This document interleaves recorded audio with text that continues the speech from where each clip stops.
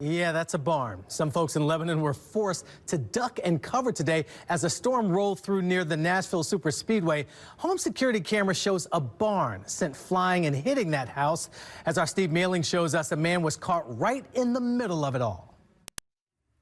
Wallace Dobbs had this barn up just under a year ago. It's where he was this morning, where winds that he and his neighbor believe were a tornado ripped this wall off his barn, leaving him with a ton of damage to clean up. The storm in Lebanon was caught on video, leaving its mark.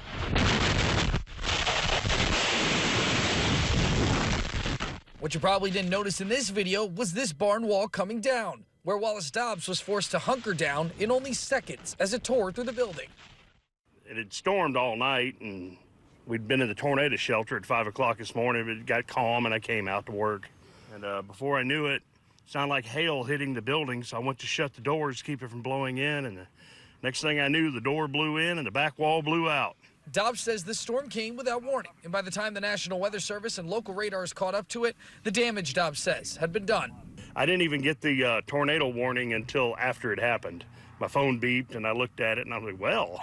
First thing I noticed was the rollers coming out of the door, and then my hat blew off, and then the back wall going down. It was that quick. Neighbors in the surrounding area took damage to sheds. Trees were brought down, and debris was scattered throughout. Luckily, no injuries were reported. And with more severe threats on the way, Dobbs says make sure you're staying up to the second on what's in your area when the threat is on the board. Yeah, you never know it's coming. I mean, always be vigilant and pay attention to the warnings.